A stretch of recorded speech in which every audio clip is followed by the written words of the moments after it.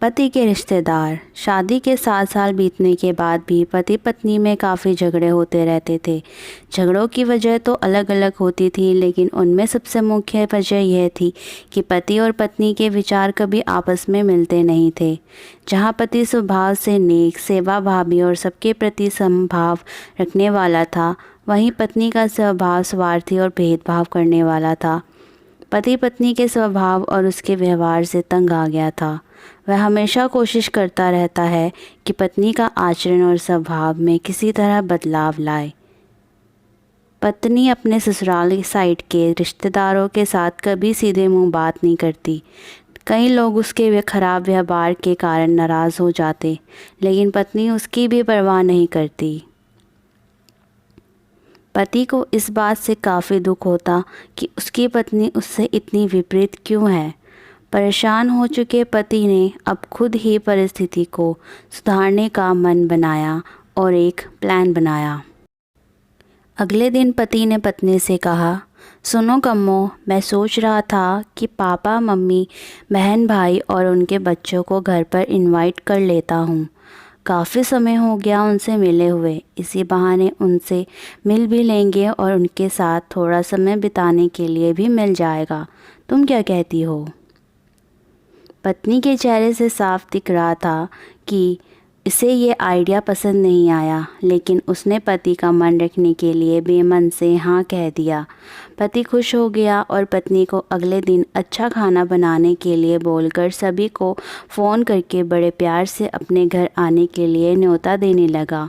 जब पति फ़ोन पर बिज़ी था तो पत्नी सोच रही थी, ये आदमी ना अपने फालतू के कामों से बाज नहीं आएगा। क्या ज़रूरत है सबको घर पर बुलाने की? सब मेरे घर आएंगे और राजाओं की तरह ऑर्डर करेंगे और मैं दासी की तरह उनकी सेवा करूंगी। नहीं, मैं ऐसा नहीं होने दूंगी। अच्छा खाना तो क्या, मैं इन्हें सादा खाना भी नसीब नहीं होने दूंगी। देखती हूँ कितनी देर टिकते हैं ये लोग मेरे घर। अगले दिन सुबह पति काफ़ी खुश था जब सिर्फ 2 ही घंटे बचे थे सभी मेहमानों के आने के लिए। पति ने अपनी पत्नी से पूछा, अच्छा बताओ तो सही, आज सबको खाने में क्या स्पेशल खिलाने वाली हो? पत्नी मुंह बनाते हुए बोली, स्पेशल खाना क्यों? तुम्हारे माँ बाप, भाई बहन कोई मेहमान थोड़ी है, उनके लिए कोई स्पेशल खाना नहीं बनाया है मैंने। वह भी वही खाएंगे जो हम खाते हैं। आज घर में सिर्फ दाल चावल बना है क्योंकि और कुछ बनाने के लिए सामान नहीं था। पत्नी की बात सुनकर पति गुस्सा हो गया और बोला, तुम कभी नहीं सुधरोगी। अगर घर में सामान नहीं था तो मुझे एक बार बता दिया होता, मैं बाज़ार से जाकर ले आता, लेकिन कुछ ढंग का खाना तो बना लेती। अब सिर्फ 1 घंटा बचा है और सभी आने वाले हैं, मैं क्या मुंह दिखाऊंगा उनको? तुम ही रहो यहाँ, मैं तो जा रहा हूँ, उनके जाने के बाद ही वापस आऊँगा, कहकर पति घर के बाहर चला गया। पत्नी को तब तक पति के बातों का कुछ फ़र्क नहीं पड़ा था जब तक मेहमान घर पर नहीं आए। और जैसे ही सब मेहमान घर पर आए तो पत्नी के होश उड़ गए, क्योंकि भाई बहन, माँ बाप और बच्चे वह उसके पति के घर वाले नहीं बल्कि खुद उसी के थे। यानी कि पति ने अपने माँ बाप को नहीं, अपने ससुराल वालों को खाने पर इनवाइट किया था। पत्नी अब काफ़ी परेशान हो गई, क्योंकि उस अपने ससुराल वालों को परेशान करने के लिए ना सिर्फ उसने सादा खाना बनाया था, बल्कि खाने में ज़्यादा नमक और मिर्च भी डाल कर रखा था। अपने मायके वालों को सामने देखकर पत्नी हाथ मलने लगी। थोड़ा सोचने के बाद पत्नी ने अपने पति को फ़ोन मिलाया और कहा, तुमने मुझे पहले क्यों नहीं बताया कि मेरे मम्मी पापा और भाई बहन आने वाले हैं?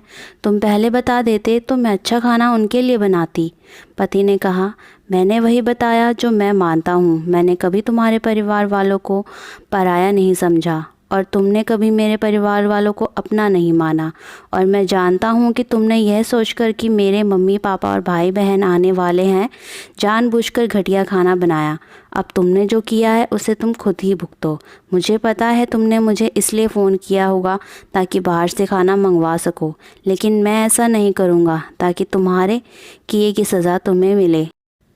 इतना कहकर पति ने फ़ोन कट कर दिया। ना चाहते हुए भी पत्नी को अपने मायके वालों को वही खाना खिलाना पड़ा। उसके रिश्तेदार ज़्यादा मिर्च और नमक वाला खाना भी ऐसा सोचकर खा गए कि बेटी से गलती हो गई होगी। लेकिन बाद में जब दामाद ने सारी बात उन्हें बताई तब उन्हें बहुत शर्मिंदगी हुई और अभी उसके बुरे बर्ताव के लिए उसे डांट कर उससे नाराज़ होकर चले गए। दोस्तों, अच्छे रिश्ते बनाए जाते हैं प्यार और अच्छे व्यवहार से। सिर्फ खून के रिश्ते अच्छे नहीं होते।